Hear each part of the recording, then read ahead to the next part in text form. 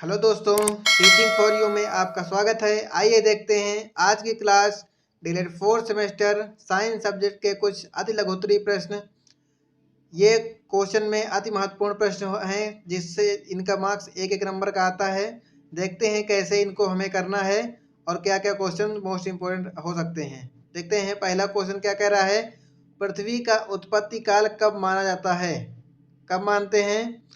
कह रहा है पृथ्वी का उत्पत्ति काल। इसका आंसर क्या होगा? पृथ्वी का उत्पत्ति काल सौर मंडल की भांति आज से लगभग 500 करोड़ वर्ष पूर्व माना जाता है। सेकंड कह रहा है महासागरों में जीवों की प्रथम कड़ी किस जीव के नाम से जानी जाती है? किसके नाम से जानते हैं? अमीबा के नाम से। नेक्स्ट है पृथ्वी पर मनुष्य के पूर्वजों को क्या कहा जाता है? क्या कहा जाता था? तो इनको क्या कहते थे? होमोसेपियन। क्या बोलते थे? होमोसेपियन या निपुच्छ कपि मानव। नेक्स्ट क्या कह रहा है? सौरमंडल क्या है? सौरमंडल क्या है? सूर्य के परिवार को सौरमंडल कहते हैं जिसमें 8 ग्रह होते हैं। कहने का मतलब ये है कि जो सूर्य का परिवार है उसके सभी 8 ग्रह जो उसके चक्कर लगाते हैं उनको सबको क्या कहेंगे? एक परिवार है और उसी को हम क्या कहेंगे? सौरमंडल कहेंगे। नेक्स्ट क्या है? उपग्रह क्या है? समस्त ग्रह के टूटे हुए पिंडों को उपग्रह कहा जाता है। जैसे कि हमारे पृथ्वी से टूटा हुआ ग्रह चंद्रमा है, उसको पृथ्वी का उपग्रह कहेंगे, चंद्रमा। इसी तरह अनेक ग्रह हैं जिनके अलग अलग उपग्रह होते हैं जो कि उनसे टूटकर नए पिंड बने हुए होते हैं, उनको हम क्या कहेंगे? उपग्रह कहेंगे। नेक्स्ट क्वेश्चन क्या कहता है? सूर्य का व्यास तथा भार क्या है? सूर्य का व्यास तथा भार क्या है? सूर्य का व्यास 13,93,000 किलोमीटर तथा भार 2.19 इंटू 10⁻27 टन है। ये इसको जो है मोस्ट इम्पोर्टेंट है, इसको ध्यान से करिएगा क्योंकि ये जितने भी हमारे सौरमंडल से संबंधित हैं, जितने भी ग्रह हैं, तो ये सब क्या हैं? इनको इनमें से कोई ना कोई एक ना एक क्वेश्चन जरूर आता है। फिर कह रहा है कि सूर्य की पृथ्वी से दूरी कितनी है? इसमें सूर्य की पृथ्वी से दूरी 14.96 करोड़ किलोमीटर, लगभग 15 करोड़ किलोमीटर। कितना? लगभग 15 करोड़ किलोमीटर है। सौरमंडल का सबसे बड़ा ग्रह कौन सा है? बृहस्पति ग्रह है सबसे बड़ा। सौरमंडल का सबसे छोटा ग्रह कौन सा है? सबसे नजदीक कौन सा है? तो सबसे नजदीक और सबसे छोटा कौन सा है? बुध ग्रह है। टीकाकरण क्या है? लिखिए। तो इसमें टीकाकरण क्या है? देखिए 2016 में आए हुए क्वेश्चन है ये। टीकाकरण क्या है? टीकाकरण उपयुक्त समय पर रोगजनक की थोड़ी सी मात्रा शरीर में पहुंचाने से एक विशेष प्रकार के रोगों के विरुद्ध प्रतिरोध क्षमता का विकास हो जाता है। इस विधि से रोगों का उपचार टीकाकरण कहलाता है। जैसे बच्चों को BCG का टीका प्रथम बार जन्म से 9 माह के अंदर, दूसरी बार 5 वर्ष बाद लगवाया जाता है। जो BCG का टीका है बच्चों का जन्म से 9 माह के पहले और दूसरा टीका कब लगता है? 5 वर्ष के बाद। नेक्स्ट क्वेश्चन क्या कहता है? सरल मशीन कितने प्रकार की होती है? लिखिए। सरल मशीन 5 प्रकार की होती है। उत्तोलक, पेंच, झुका तल, घिरनी और पहिया और धुरी। नेक्स्ट क्वेश्चन क्या कह रहा है? सौरमंडल में सूर्य के सबसे नजदीक स्थित ग्रह का नाम लिखिए। कौन सा है सबसे नजदीक? बुध ग्रह है। और सबसे छोटा कौन सा है? बुध ग्रह है। और सबसे बड़ा कौन सा है? बृहस्पति है। फिर कह रहा है, क्या कह रहा है? मानव की खोपड़ी में उपस्थित हड्डियों की कुल संख्या कितनी है? लिखिए। तो मानव की खोपड़ी में 29 हड्डियां होती हैं। कितनी हड्डियां होती हैं? 29 हड्डियां होती हैं। नेक्स्ट कह रहा है कीटों के वज्र पदार्थ का निष्कासन किस उत्सर्जी अंग द्वारा होता है? इसका आंसर होगा मैलपीगियन। निसर्ग नलिकाएं ही मुख्य उत्सर्जन इंद्रियां कहलाती हैं। या कह रहा है कि मैलपीगियन निसर्ग नलिकाएं ही मुख्य उत्सर्जन इंद्रियां हैं। फिर कह रहे किसी एक अम्ल एवं एक क्षार का रासायनिक सूत्र लिखिए। तो एक ये क्या हो गया? HNO3 H2SO4 ये सब क्या है, सल्फ्यूरिक अम्ल HCl, ये क्या है, सब अम्ल हैं, हाइड्रोक्लोरिक अम्ल ना। फिर उसके बाद क्षार क्या है, NaOH KOH, ये सब क्या है, क्षार है। तो इनमें से किसी एक का सूत्र लिख देना है। Fe2 और O3 में लोहे की संयोजकता कितनी है, तो लोहा क्या है, फेरस है, तो फेरस इसमें क्या हो जाएगा, लोहे की संयोजकता कितनी हो जाएगी, 3। आते नेक्स्ट क्वेश्चन, ऊर्जा के संचरण की किस विधि द्वारा जल गर्म होता है, ऊर्जा के संचरण में किस विधि के द्वारा जल गर्म होता है, इसको लिखना है।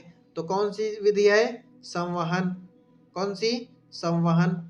नेक्स्ट कह रहा है यांत्रिक ऊर्जा कितने प्रकार की होती है, यांत्रिक ऊर्जा 2 प्रकार की होती है, कौन सी, स्थितिज ऊर्जा और गतिज ऊर्जा।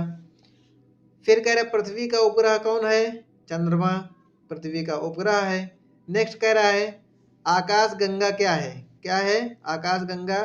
देखते हैं, आकाश गंगा असंख्य तारों का विशाल पुंज है जिसमें अधिकांश तारे आंखों द्वारा दिखाई नहीं देते हैं। यूनानी भाषा में इसे गैलेक्सी भी कहते हैं, मतलब कि आकाश गंगा या गैलेक्सी दोनों एक ही बात हुई। तो क्या है, एक विशाल तारों का एक समूह है जिसमें से अधिकांश तारे हमें आंखों से दिखाई नहीं देते, क्योंकि ये क्या होते हैं, बहुत दूर होते हैं, तो इसलिए ये हमें आंखों से दिखाई नहीं देते हैं। सौर मंडल के ग्रहों के नाम बताइए, कितने ग्रह हैं, 8 ग्रह, बुध, शुक्र, पृथ्वी, मंगल, बृहस्पति, शनि, अरुण और वरुण। अभी तक एक और लास्ट में क्या था, प्लूटो था, जिसको ग्रहों की श्रेणी से हटा दिया गया है। नेक्स्ट तारामंडल क्या है, कुछ तारे सुंदर आकृतियों के रूप में व्यवस्थित होते हैं, इन आकृतियों को तारामंडल कहते हैं।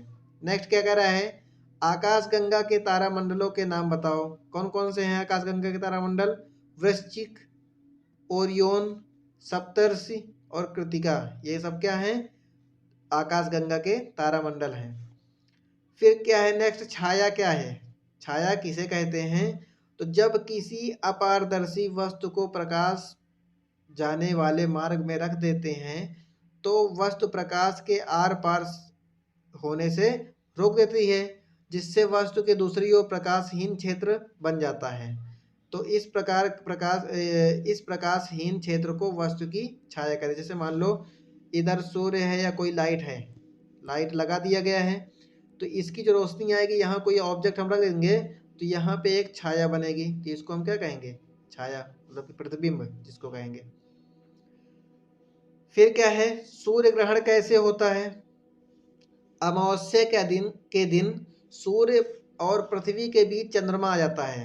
क्या है कि ये सूर्य है और ये पृथ्वी है, तो सूर्य और पृथ्वी के बीच चंद्रमा आ जाएगा, तो यहाँ पे क्या हो जाएगा, ये क्या हो जाएगा, सूर्य, ये पृथ्वी और ये चंद्रमा। तो इससे क्या हो जाएगा, ये यहाँ पे बनेगा कौन सा, सूर्य ग्रहण। और चंद्र ग्रहण क्या हो जाएगा, चंद्र ग्रहण इसका जस्ट अपोजिट, चंद्र ग्रहण हो जाएगा जब सूर्य तथा चंद्रमा के बीच में, तो यहाँ पे क्या जाएगा, सूर्य तथा चंद्रमा के बीच में पृथ्वी आ जाती है, तो यहाँ पे क्या हो गया, सन हो गया, सूरज, और ये यहाँ पे मून हो गया, चंद्रमा, और बीच में क्या आ जाएगी, पृथ्वी आ जाएगी, तो यहाँ पे क्या हो जाएगा, चंद्र ग्रहण। कहने का मतलब ये है, जब सूर्य के सामने चंद्रमा होगा और पृथ्वी दूसरे साइड में होगी, तो यहाँ पे क्या हो जाएगा, सूर्य ग्रहण, और सूर्य के सामने पृथ्वी होगी, तो यहाँ पे क्या हो जाएगा, चंद्र ग्रहण। फिर आते हैं नेक्स्ट क्वेश्चन, भारतीय अंतरिक्ष संगठन का नाम बताओ। भारत की जो अंतरिक्ष संगठन है इसका क्या नाम है, इसरो। क्या नाम है, इसरो। नासा की स्थापना कब हुई, 29 जुलाई 1958 को नासा की स्थापना हुई। नासा का पूरा नाम क्या है, national aeronautics and space administration. NASA का पूरा नाम क्या है, national aeronautics and space administration. फिर कह रहे हैं भारत में कितने प्रकार की मृदा पाई जाती है, कितने प्रकार की, भारत में कई तरह की मिट्टी पाई जाती है। जैसे बलुई मिट्टी हो गया, दोमट मिट्टी, चिकनी मिट्टी, जलोढ़ मिट्टी, काली मिट्टी, लाल मिट्टी, लैटराइट मिट्टी, पर्वतीय मिट्टी और बलुई तथा पथरीली मिट्टी। ये सब क्या हैं, मिट्टी के प्रकार हैं। फिर आते हैं नेक्स्ट क्वेश्चन, क्या कह रहा है, सोडियम हाइड्रोक्साइड तथा हाइड्रोक्लोरिक अम्ल के साथ अपक्रिया का रासायनिक समीकरण लिखिए। किसका किसका, सोडियम हाइड्रोक्साइड NaOH और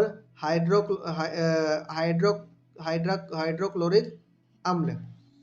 तो इसका हम क्या करेंगे, दोनों का जो मिश्रण करेंगे तो यहाँ से क्या बनेगा, यहाँ से बन जाएगा NaCl, सोडियम क्लोराइड और जल। ये जो है सोडियम क्लोराइड अलग हो जाएगा और जल जो है अलग हो जाएगा। तीव्र परिवर्तन किसे कहते हैं, नेक्स्ट क्या कह रहा है, तीव्र परिवर्तन किसे कहते हैं। तेज गति से होने वाले परिवर्तन को तीव्र परिवर्तन कहते हैं, जैसे माचिस की तीली का जलना, रसोई गैस का जलना, गुब्बारे का फूलना तथा फटना। ये सब क्या है, बहुत तीव्र गति से होते हैं, इसलिए क्या होगा, तीव्र गति से होने वाले परिवर्तन को क्या कहते हैं, तीव्र परिवर्तन कहते हैं। वाष्पन किसे कहते हैं, जब पृथ्वी से जल गर्म होकर वाष्प के रूप में ऊपर की ओर उड़ जाता है तो उस क्रिया को वाष्पन कहते हैं, एवापोरेशन, वाष्पन या एवापोरेशन कहते हैं। फिर कह रहे हैं चाल किसे कहते हैं, इसका मात्रक भी लिखिए। तो चाल किसे कहते हैं, किसी वस्तु द्वारा एकांक समय में चली गई दूरी को चाल कहते हैं। कहने मतलब यह है कि किसी वस्तु द्वारा एकांक समय में चली गई दूरी को चाल कहते हैं। इसका मात्रक मीटर प्रति सेकंड होता है। क्या होता है, मीटर प्रति सेकंड होता है। आते हैं नेक्स्ट क्वेश्चन, फसल चक्रण या फसल चक्र क्या है। किसी खेत में एक निश्चित समय में एक फसल के बाद दूसरी फसल लेने की क्रिया को, जिसमें भूमि की उर्वरा शक्ति नष्ट न हो पाए, फसल चक्रण कहते हैं। अर्थात भूमि के किसी निश्चित भाग पर नियत समय में फसलों का इस प्रकार से बोया जाना जिससे भूमि की उर्वरा शक्ति कम न होने पाए और उपज भी अच्छी मिले, इस प्रकार अदला बदली फसल चक्रण है।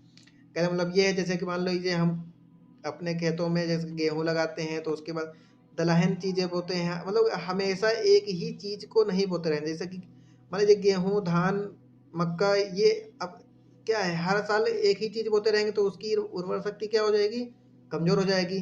तो इसलिए क्या करेंगे, अभी हमें अपने खेतों में हर साल अलग अलग फसलें उगाते रहना चाहिए। तृतीय प्रकार के उत्तोलक के कोई दो उदाहरण लिखिए। कौन सा जाएगा, चिमटा और चाकू। सिरके का रासायनिक सूत्र लिखिए। क्या हो जाएगा, CH3COOH, एसिटिक एसिड। सिरके का जो रासायनिक सूत्र है कौन सा जाएगा, एसिटिक एसिड, एसिटिक अम्ल, CH3COOH। नेक्स्ट कह रहा है मेस्टन हल का मुख्य कार्य लिखिए। क्या है इसका आंसर, यह ऊपर की मिट्टी को नीचे तथा नीचे की मिट्टी को ऊपर करता है। मेस्टन हल का मुख्य कार्य क्या है, यह नीचे की मिट्टी को ऊपर तथा ऊपर की मिट्टी को नीचे करता है। नेक्स्ट क्या कह रहा है, नवीनीकरण एवं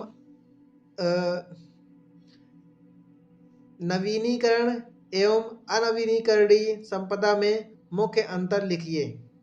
क्या है इसका आंसर, नवीनीकरण संपदा वह है जो भविष्य में समाप्त नहीं होगी, जबकि अनवीनीकरण संपदा भविष्य में समाप्त हो जाएगी। फिर नेक्स्ट कह रहा है वसा में घुलनशील दो विटामिन के नाम लिखिए। Vitamin A, D, E, K, ये सब क्या है, वसा में घुलनशील विटामिन है। नेक्स्ट कह रहा है फसल किसे कहते हैं, एक विस्तृत क्षेत्र पर उगाए गए एक ही जाति के पौधे के समूह को फसल कहते हैं। कहने मतलब ये है कि एक पौधे से क्या हो जाएगा, एक पौधे तो एक ही फसल, मतलब इसको फसल नहीं कहेंगे, इसको क्या कहेंगे, प्लांट बोले, मतलब प्लांटेशन बोला जाएगा, पौधा लगाना। लेकिन इसी तरह से एक ही प्रकार के कई ढेर सारे पौधे एक ही काफ़ी बड़े क्षेत्रफल में जब लगाते हैं तो वहाँ पे वो क्या हो जाएगा, फसल, उसका नाम क्या हो जाएगा, फसल हो जाएगा। फसल कितने प्रकार की होती है, फसल मुख्यतः 3 प्रकार की होती है। कौन कौन सी, खरीफ फसल, रबी और जायद। खरीफ, रबी और जायद। सिंचाई की प्रमुख विधियां कौन सी हैं? सिंचाई की विधियां कौन कौन सी हो सकती हैं? कह रहे प्रवाह विधि, क्यारी विधि, कुंड विधि, वलय स्थिति, बॉर्डर विधि और ड्रिप विधि। ये सब क्या है? सिंचाई की विधियां हैं। कौन कौन सी? प्रवाह विधि, क्यारी विधि, कुंड विधि, वलय स्थिति, बॉर्डर विधि और ड्रिप विधि। फिर कह रहे कृषि के मुख्य यंत्रों के नाम बताओ। कृषि में कौन कौन से यंत्र लग सकते हैं? जैसे हल हो गया, पटेला, बखर, रेक, फावड़ा, ट्रैक्टर, हैरो, कल्टीवेटर, डिबलर, मतलब जितने भी कृषि में लगने वाले यंत्र हैं उनके नाम हम लिख देना है। उसमें से अगर 4-5 भी लिख देंगे कोई उसमें नंबर नहीं कटेगा। नेक्स्ट करें मृदा अपरदन क्या है? मृदा के एक स्थान से दूसरे स्थान पर हट जाने को मृदा अपरदन कहते हैं। ये कब होता है? बारिश के समय जब बाढ़ आती है तो क्या होता है? मिट्टी का कटाव होता है। तो मिट्टी के कटाव होने की वजह से एक जगह की मिट्टी दूसरी जगह पहुंच जाती है, तो उससे क्या हो जाएगा? मृदा अपरदन कहेंगे। बीज बोने की प्रमुख तथा प्राचीन विधि कौन सी है? प्रमुख विधि कौन सी हो सकती है? हाथ से छिड़कावा विधि, मतलब जो हम लोग हाथ से छिड़कते हैं बीज को, वो क्या हो जाएगा? बहुत प्रमुख और प्राचीन विधि है। क्या है? म क स पद्धति में कार्य का मात्रक क्या है? क्या है? जूल। इसी प्रकार जूल का मात्रक क्या है? सॉरी, ऊर्जा का मात्रक क्या है? जूल। क्या है? ऊर्जा का मात्रक जूल है। बल किसे कहते हैं? किसी कार्य के को करने में जिस ऊर्जा का प्रयोग किया जाता है उसे बल कहते हैं। नेक्स्ट कह रहा है कार्य से क्या अभिप्राय है? जब कोई बल लगाकर किसी वस्तु की स्थिति में परिवर्तन किया जाता है तो उसे हम कार्य कहते हैं। जैसे कोई ऑब्जेक्ट रखा हुआ है तो उसमें जब धक्का देंगे तो ये स्थिति में परिवर्तन हो जाएगा, मतलब पहले यहाँ था फिर यहाँ से यहाँ आ गया, तो ये क्या हो जाएगा? हमारा कार्य हो जाएगा। ऊर्जा से क्या अभिप्राय है? किसी वस्तु के कार्य करने की क्षमता को उस वस्तु की ऊर्जा कहते हैं। ऊर्जा अदिश राशि है, ऊर्जा का मात्रक जूल है। नेक्स्ट कह रहा है यांत्रिक ऊर्जा से क्या तात्पर्य है? किसी वस्तु में यांत्रिक कारणों से कार्य करने की क्षमता यांत्रिक ऊर्जा कहलाती है। नेक्स्ट कह रहा है यांत्रिक ऊर्जा कितने प्रकार की होती है? कितने प्रकार की होती है? 2 प्रकार की, गतिज ऊर्जा और स्थितिज ऊर्जा। नेक्स्ट क्वेश्चन आते हैं। अब देखिए गतिज ऊर्जा किसे कहते हैं? क्या होता है? गतिज ऊर्जा किसे कहते हैं? किसी वस्तु की गति के कारण उत्पन्न ऊर्जा को गतिज ऊर्जा कहते हैं। गतिज ऊर्जा ½mv² के बराबर होता है। मतलब क्या है? किसी वस्तु की गति के कारण उत्पन्न ऊर्जा को गतिज ऊर्जा कहते हैं। फिर क्या कह रहा है? ऊर्जा के कितने रूप होते हैं? ऊर्जा के निम्न रूप होते हैं। कौन कौन से? यांत्रिक ऊर्जा। यांत्रिक ऊर्जा कौन कौन सी है? गतिज ऊर्जा और स्थितिज ऊर्जा, ये इसमें आएगा। यांत्रिक ऊर्जा के 2 प्रकार, कौन कौन से? गतिज और स्थितिज। फिर उसके बाद रासायनिक ऊर्जा, ताप ऊर्जा, प्रकाश, ध्वनि ऊर्जा, विद्युत ऊर्जा, आवेशीय ऊर्जा, परमाणु ऊर्जा और सौर ऊर्जा। ये सब क्या हैं? ऊर्जा के प्रकार हैं, ऊर्जा के रूप हैं। पृथ्वी पर ऊर्जा का सबसे बड़ा स्रोत कौन सा है? तो क्या हो जाएगा? पृथ्वी को सबसे ज्यादा ऊर्जा कहाँ से मिलती है? सूर्य से मिलती है, तो यही होगा क्या? पृथ्वी पर ऊर्जा का सबसे बड़ा स्रोत कौन हो जाएगा? सूर्य हो जाएगा। फिर नेक्स्ट कह रहा है गीले कपड़े, गीली लकड़ियां तथा वस्तुएं धूप में रखें तो क्या होगा? जब गीले कपड़े हम छत में फैलाते हैं धूप में तो क्या हो जाता है? सभी कपड़े कुछ समय बाद सूख जाते हैं, या लकड़ियां क्या होती हैं? सूख जाती हैं। तो इसको क्या कहेंगे? गीली वस्तुएं कुछ समय पश्चात सूख जाती हैं। फिर नेक्स्ट, सूखने की प्रक्रिया में नमी कहाँ चली जाती है? सूखने की प्रक्रिया में नमी कहाँ जाती है? जब क्या होगा? हमें सूर्य से प्रकाश मिलेगा और प्रकाश जब धूप होगी तो क्या हो जाता है? जो पानी है वो गर्म हो जाएगा, और गर्म होने से क्या हो जाएगा? वाष्प बनकर वायुमंडल में मिल जाएगा। तो इसको क्या कहेंगे, सूखने की प्रक्रिया में नमी कहाँ जाती है, तो वाष्पीकृत होकर वायु में मिल जाती है। फिर आते हैं नेक्स्ट क्वेश्चन, हवाओं का चलना एवं वर्षा होना किसके कारण संभव है। हवाओं का चलना, वर्षा होना सूर्य की ऊर्जा या सौर ऊर्जा के कारण संभव है। ईंधन से क्या तात्पर्य है, जो पदार्थ दहन की क्रिया द्वारा ऊर्जा प्रदान करते हैं ईंधन कहलाते हैं। जो पदार्थ दहन की क्रिया द्वारा, मतलब कि जैसे किसी पदार्थ को जलाए, जैसे कोयला हम जलाते हैं, लकड़ी जलाते हैं, तो उससे जो ऊर्जा मिलती है उसे क्या कहेंगे, ईंधन कहेंगे। परिवहन के साधन मुख्य रूप से किस पर निर्भर होते हैं। परिवहन के साधन हमेशा, जैसे परिवहन किससे चलते हैं, जो हमारे गाड़ियां हैं, गाड़ी किससे जाती हैं, पेट्रोलियम से चलती हैं। तो पेट्रोलियम मतलब क्या है, जो डीजल, पेट्रोल, ये सब सीएनजी, ये सब क्या है, पेट्रोलियम है। तो परिवहन के साधन पेट्रोलियम उत्पादों से पर निर्भर होते हैं। विद्युत, नेक्स्ट क्या कह रहा है, विद्युत ऊर्जा का उपयोग कहाँ होता है। जो बिजली है, तो बिजली का उपयोग कहाँ कहाँ होगा, जैसे हम अपने घरों में देखते हैं, जिस जो चीज़ हमारे घरों में है उससे हम अंदाज़ा लगा सकते हैं कि कहाँ कहाँ होता है। जैसे कि हम बिजली से पंखा चलाते हैं, मशीन कोई चलाते हैं, जैसे फ्रिज हो गया, टीवी हो गया, कूलर हो गया, एसी, ब्लोअर, हीटर, तो सब क्या है, विद्युत ऊर्जा से चलते हैं। तो इनका उपयोग इन सभी चीज़ों में करते हैं। नेक्स्ट कह रहा है बायोगैस से क्या तात्पर्य है।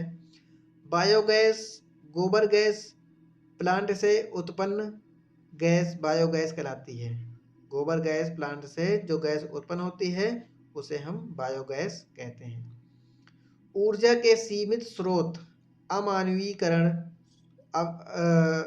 अनवीनीकरणीय स्रोत कौन से हैं, मतलब कि जो सीमित स्रोत हैं जिन्हें हम दोबारा प्राप्त नहीं कर सकते हैं, कौन कौन से हैं। जैसे ऊर्जा के ऐसे स्रोत जिन्हें दोबारा प्राप्त नहीं कर सकते हैं, यथा जैसे पत्थर का कोयला, जो कोयला है उसको हम दोबारा प्राप्त नहीं कर सकते क्योंकि वो क्या है, सीमित भंडार है उसका। पेट्रोलियम, जितने पेट्रोलियम पदार्थ हैं हमारे, जैसे डीजल हो गया, पेट्रोल हो गया, सीएनजी हो गया, एलपीजी हो गया, तो ये सब क्या है, एक सीमित अनवीनीकरणीय स्रोत है, मतलब इनको हम दोबारा प्राप्त नहीं कर सकते हैं। फिर नेक्स्ट आता है आसवन विधि का उपयोग किस कार्य में किया जाता है। किस में करते हैं भैया, पेट्रोलियम से मिट्टी का तेल, पेट्रोल, डीजल आदि को बनाने में आसवन विधि का प्रयोग करते हैं। पेट्रोलियम से मिट्टी का तेल, पेट्रोल, डीजल आदि को बनाने में आसवन विधि को अपनाया जाता है। फिर नेक्स्ट क्या है, जीवाश्म ईंधन किसे कहते हैं। जीवाश्म ईंधन क्या होंगे, कोयला, पेट्रोलियम को जीवाश्म ईंधन कहते हैं। नेक्स्ट देखते हैं, पर्यावरण प्रदूषण को फैलाने का कोई एक कारण बताओ। यातायात साधन, और क्या है, जैसे नॉइज पोल्यूशन, जो डीजे बजता है, डीजे, और जो मतलब कि जैसे हार्न बजाने से भी क्या होता है, नॉइज पोल्यूशन होता है।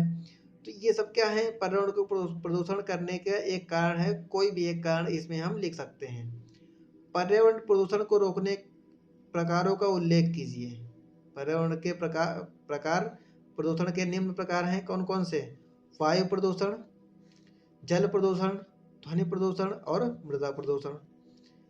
फिर नेक्स्ट आते हैं, जल प्रदूषण का कोई एक कारण लिखिए। जल प्रदूषण कैसे होता है, जल प्रदूषण नालियों से निकलने वाला कूड़ा, कचरा, डिटर्जेंट आदि।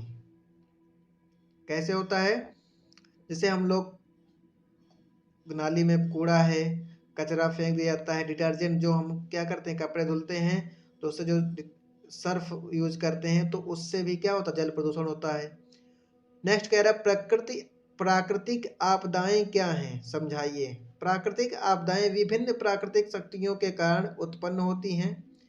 इन आपदाओं की पूर्ण एवं सत्य भविष्यवाणी करना असंभव है, जैसे भूकंप, सुनामी, बादल फटना, ज्वालामुखी का विस्फोट, सूखा पड़ना आदि।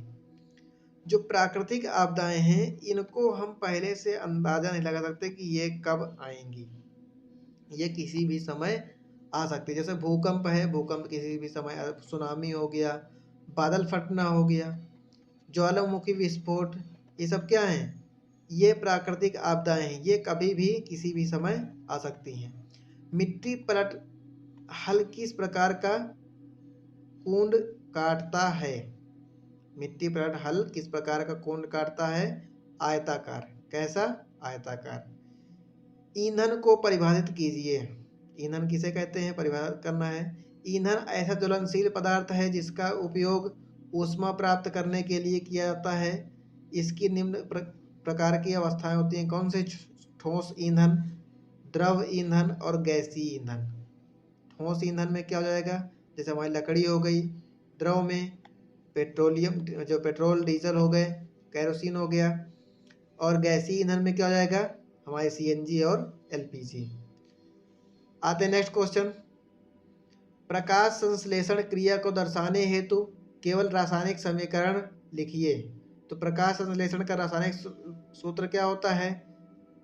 6CO2 प्लस 12H2O एरो करके क्या हो जाएगा? C6H12O6 प्लस 6H6 और 6O2।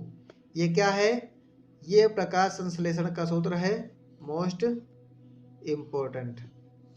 फिर क्या है? जांघ की अस्थि का नाम बताइए। जांघ की जो अस्थि है उसका क्या नाम है? फीमर।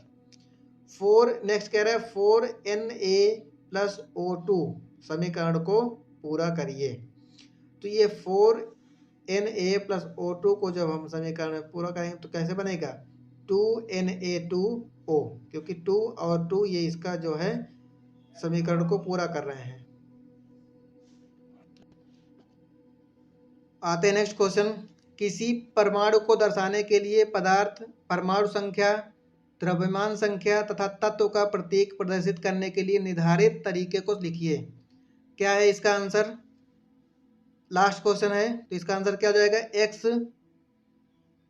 क्या होगा? x0m, जहां पे m परमाणु का द्रव्यमान है, o क्या है? परमाणु संख्या, और x क्या है? तत्व है। तो इसको क्या कैसे दर्शाएंगे? x0m। तो m क्या है? परमाणु द्रव्यमान, o क्या है? परमाणु संख्या, और x क्या है? तत्व। तो दोस्तों आज की क्लास यहीं समाप्त होती है। इसी प्रकार के महत्वपूर्ण प्रश्नों से जुड़े रहने के लिए हमारे चैनल टीचिंग फॉर यू को प्लीज़ सब्सक्राइब करके बेल आइकन को जरूर दबा दें, जिससे आने वाली हर वीडियो का नोटिफिकेशन आज आपको सबसे पहले मिल सके। धन्यवाद।